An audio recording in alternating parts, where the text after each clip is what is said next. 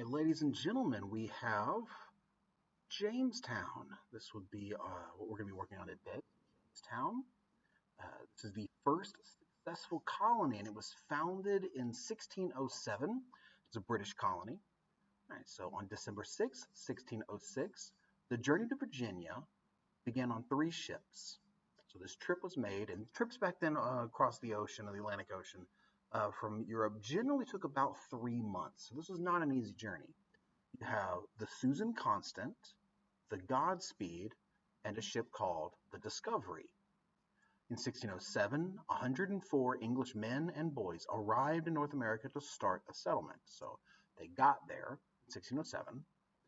On May 13, they picked Jamestown, Virginia for their settlement, which was named after the then King of England, King James I. And probably the most important thing in this entire document, the settlement became the first permanent English settlement in North America. So the site for Jamestown was picked for several reasons, all of which were in the process of meeting the criteria, the standards set forth by the Virginia Company, who funded the settlement. They paid for it. They said, we're paying for this. You go and you pick a spot for the settlement that meets what we say it needs to. So the requirements would be the site needed to be surrounded on at least 3 sides.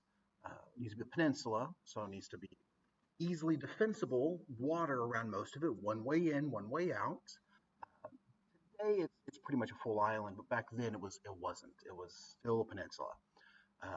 And it needs to be relatively far inland, so not right on the coast with the ocean, because these requirements meant that it would be easily defensible against possible Spanish attacks. Because at the time that Jamestown was being developed, the Spanish were the most powerful people on the planet. So they had the biggest navies, their ships were the strongest, they had New Spain that you learned about last year in Texas history, and they had literally found a mountain of silver in Mexico. Not to mention that they stole a lot of gold from Tenochtitlan, modern day Mexico City. They were crazy rich, and they could afford amazing ships and weaponry. They were the powerhouse. And England was trying to get here. They were trying to do stuff, and their ships weren't quite as good. So when you pick a spot to land, you better make sure it's a spot that is A, hard to find, and B, easy to defend if they do. The water was also deep enough that they could tie their ships at the shoreline, meaning good parking. You don't have to build a port for your ships. The way the land was naturally shaped at that time was just simply a natural harbor for your ships to be able to stay at. Also, the site was not specifically inhabited by the natives. And as we're going to find as we read further, this was Native American land. They were on Native American land, but it wasn't where they were staying. It wasn't where they were sleeping. It wasn't where they were living. It was their hunting land. So the Native Americans were like, you're taking our land, but you're not necessarily taking land that is incredibly important to us. It's important, but they're not going to kill you for it. So by June 15, the fort was completed. The fort at Jamestown was triangle shaped, and it had a bulwark at each corner, holding 4 or 5 pieces of artillery. If you scroll down, you have this right here is a small picture. You should have that. This is the colony of Virginia, and that is where Jamestown is located. Look at this. This is a much more detailed version of it. These are the bulwarks, and this is where you would put your weaponry to defend it. You have a way in, you have a way in, you have a way in through windows and doors of this factory. The bulwarks are where you store your weaponry, so if somebody tries to go to an entryway point to the fort, there's always going to be cannons that can fire at them to defend the fort. Native Americans at the time would have lived in homes like this. Well, at least the Native Americans who lived at that time that were living near the Jamestown settlement, the Powhatan Indian people, Native Americans. This protected them against any attacks that might occur from local Powhatan Indians, whose hunting land they were living on, not their actual, farmland or their actual place where their homes were, but their hunting land. Relations were mixed between the settlers and the Indians. That means that, generally speaking, the Native Americans were not thrilled that these people were here living on their land, but they were generally a pretty nice people, so they weren't hostile. On June 22nd, Captain Newport, who was the leader of the ships, the Susan Constant, the Godspeed, and the Discovery, he left for England to get more supplies. And this was a pretty big and substantial event. First off, the people of Jamestown needed supplies, but secondly, when those ships left, most of the cannons, most of the weaponry, most of the supplies had to stay on those ships. Because while you at Jamestown, you can go into the woods, you can hunt, you can farm, you can look for food and supplies, those ships are going to be in the middle of the ocean for 3 months. So they must bring with them everything that they're going to take. So people in Jamestown were left with a lot of their defenses reduced. Not long after Captain Newport left, the settlers began to succumb, that means to fall victim to, a variety of diseases. They were drinking bad water that caused the death of many of them, and the death tolls were pretty high. They were dying from swellings, fluxes, fevers, famines, and sometimes even by war. Food was running low. Though the then Chief Powhatan of the local Native Americans started to send gifts of food to help the English. If it was not for the Powhatan Indians' help in these early years, then the settlement would most likely have failed. The English would probably have died from those diseases or simply starved. The English settlers who came, they came from feudal England, so the feudal system was still the governmental structure of the day, kings at the top. Who is used to doing the work in a feudal system? Well, it's the peasants. Peasants have the money necessary to travel and to go to this place, North America, 3 months away by ship. The answer is no, they don't. So the people who did go were merchants and nobility. They weren't really used to having to get their hands dirty. They weren't used to having to work hard. They came and thought, maybe we just get off the boat and start digging for gold. They just wanted to get gold, silver, and get rich. But it wasn't that simple. There was no local gold. There was no local silver. There was lots of mosquitoes, disease. You're going to have to work hard, and they were not used to that. Most of them didn't want to. By late 1609, the relationship between the Powhatan Indians and the English had soured, as the English were demanding too much food from the Native Americans during a drought. And the Native Americans had originally offered food to them to help them survive, but then these people who were generally used to not having to work, they were used to going to the peasants and saying, give us your stuff because we're the lords and ladies, you're going to do what we say or we'll kill you. They were used to just taking what they wanted. In this situation, they didn't get it because the Native Americans didn't have it to give. And this winter of 1609 to 1610 is known as the Starving Time. During that winter, the English were afraid to leave the fort due to a legitimate fear of being killed by the Powhatan Indians. They had been told, we don't have enough food to give you, English people. English people said, too bad, we're taking it from you anyways.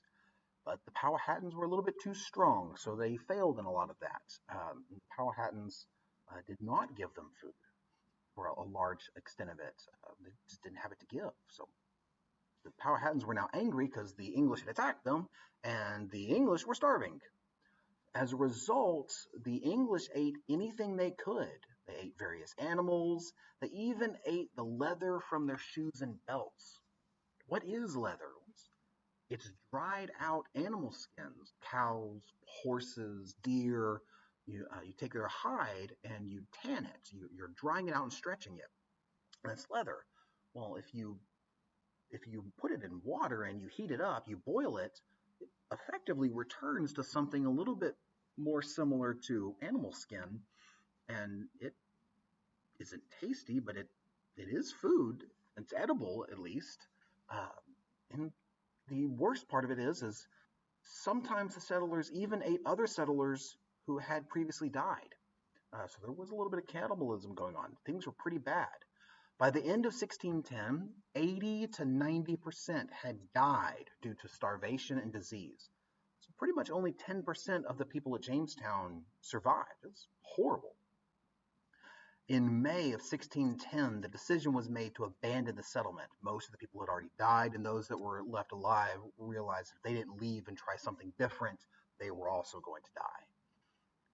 Less than a day after leaving, however, the survivors of the starving time were met by news of an incoming fleet. There were ships returning, and the ships were bringing a new governor, Lord Delaware, and the group returned to Jamestown. So the survivors of the starving town went back to Jamestown to join up with this new fleet of new settlers, new supplies, and a new leader.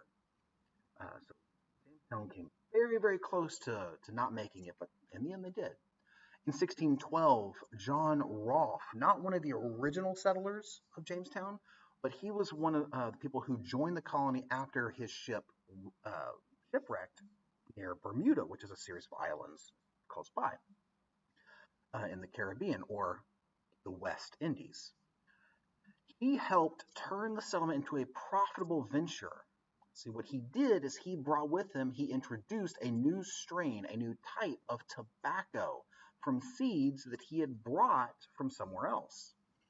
Tobacco became the long-awaited cash crop that the Virginia Company, remember they're the people who paid for this thing, the whole first part of it, and they didn't pay for it because they were like, ooh, we sure want to live in Virginia.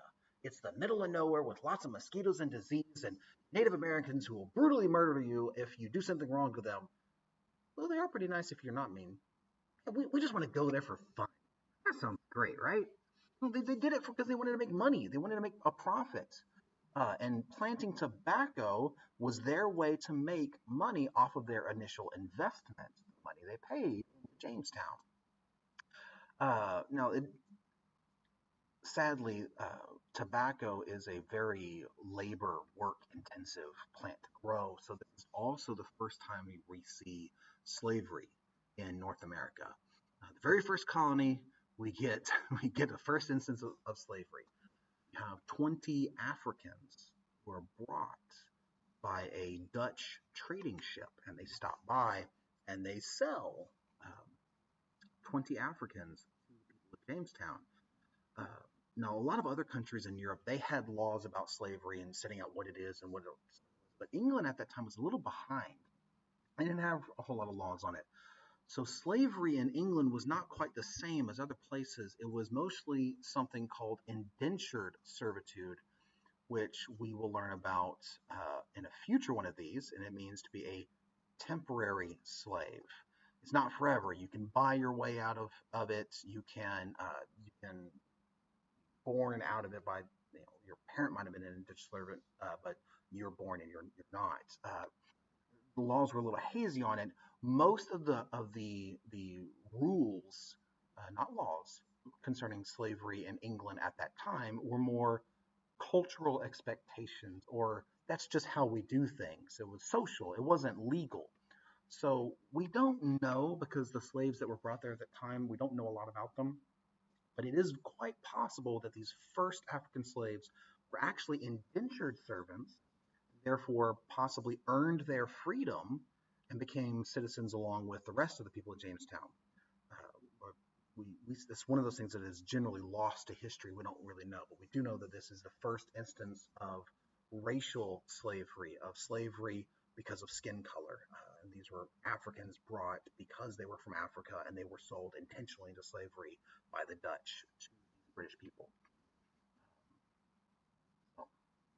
On May 24th, 1624, several years later, the Virginia Company, its charter, the piece of paper that the King of England had originally given to it and said, you have permission to settle Virginia, was revoked by the king. The king said, you no longer have permission to be there because of two things: financial problems.